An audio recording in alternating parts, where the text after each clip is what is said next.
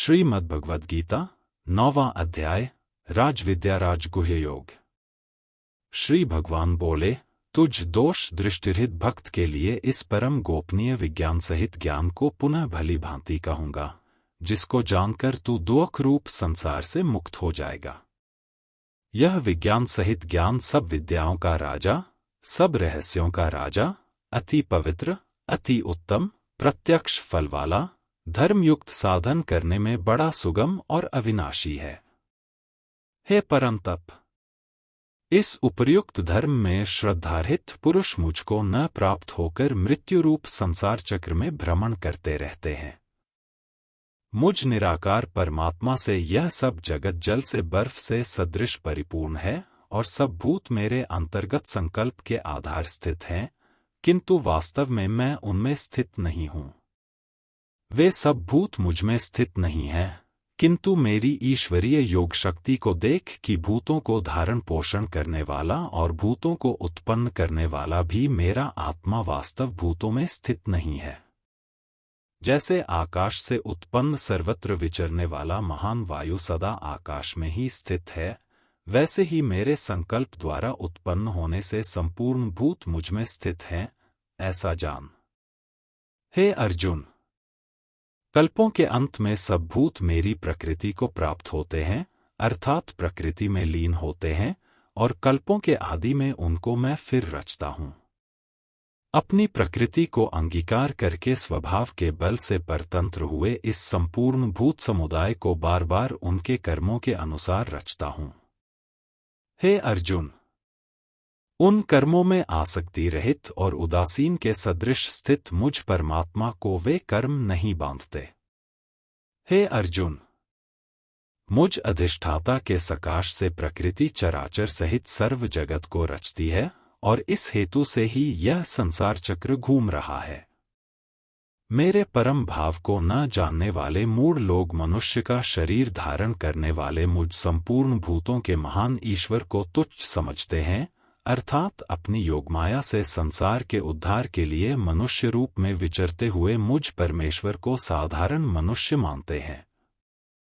वे व्यर्थ आशा, व्यर्थ कर्म और व्यर्थ ज्ञान वाले विक्षिप्त चित्त अज्ञानी जन राक्षसी, आसुरी और मोहिनी प्रकृति को ही धारण किए रहते हैं।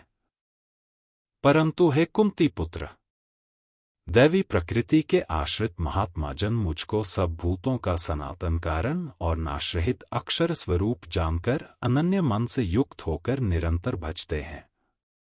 वे दृढ़ निश्चय वाले भक्तजन निरंतर मेरे नाम और गुणों का कीर्तन करते हुए तथा मेरी प्राप्ति के लिए यत्न करते हुए और मुझको बार बार प्रणाम करते हुए सदा मेरे ध्यान में युक्त होकर अनन्य प्रेम से मेरी उपासना करते हैं। दूसरे ज्ञानयोगी मुझ निर्गुण निराकार ब्रह्मा का ज्ञान यज्ञ के द्वारा अभिन्न भाव से पूजन करते हुए भी मेरी उपासना करते हैं, और दूसरे मनुष्य बहुत प्रकार से स्थित मुझ विराट स्वरूप परमेश्वर की पृथक भाव से उपासना करते हैं। क्रतु मैं हूँ, यज्ञ मैं हूँ, स्वधा मैं हूँ, औषधि मैं हूँ, मंत्र मैं हूँ, घृत मैं हूँ, अग्नि मैं हूँ और हवन रूप क्रिया भी मैं ही हूँ। इस संपूर्ण जगत का धाता अर्थात धारण करने वाला और कर्मों के फल को देने वाला पिता माता पितामह, जानने योग्य पवित्र ओंकार तथा ऋग्वेद, सामवेद और यजुर्वेद भी मैं ही हूँ। प्राप्त होने योग्य परम धाम, भरण पोषण करने वाला, सबका स्वामी, शुभाशुभ का देखने वाला, सबका वासस्थान, शरण लेने योग्य, प्रत्युपकार न चाहकर हित करने वाला, सबकी उत्पत्ति प्रलय का हेतु, स्थिति का आधार, निधान और अविनाशी कारण भी मैं ही हूँ। मैं ही सूर्य रूप से तपता हूँ, वर्षा का आकर्षण करता हूँ और उसे बरसाता हूँ। हे अर्जुन, मैं ही अमृत और मृत्यु हूँ और सत असत भी मैं ही हूँ। तीनों वेदों में विधान किए हुए सकाम कर्मों को करने वाले, सोम रस को पीने वाले, पाप रहित पुरुष मुझको यज्ञों के द्वारा पूजकर स्वर्ग की प्राप्ति चाहते हैं। वे पुरुष अपने पुण्यों के फलरूप स्वर्गलोक को प्राप्त होकर स्वर्ग में दिव्य देवताओं के भोगों को भोगते हैं। वे उस विशाल स्वर्गलोक को भोग कर पुण्य क्षीण होने पर मृत्युलोक को प्राप्त होते हैं। इस प्रकार स्वर्ग के साधनरूप तीनों वेदों में कहे हुए सकाम कर्म का आश्रय लेने वाले और भोगों की कामना वाले पुरुष बार बार आवागमन को प्राप्त होते हैं, अर्थात पुण्य के प्रभाव से स्वर्ग में जाते हैं और पुण्य क्षीण होने पर मृत्युलोक में आते हैं। जो अनन्य प्रेम भक्तजन मुझ परमेश्वर को निरंतर चिंतन करते हुए निष्काम भाव से भजते हैं, उन नित्य निरंतर मेरा चिंतन करने वाले पुरुषों को योगक्षेम मैं स्वयं प्राप्त कर देता हूँ। हे अर्जुन, यद्यपि श्रद्धा से युक्त जो सकाम भक्त दूसरे देवताओं को पूजते हैं, वे भी मुझको ही पूजते हैं, किंतु उनका पूजन अविधिपूर्वक अर्थात अज्ञानपूर्वक है।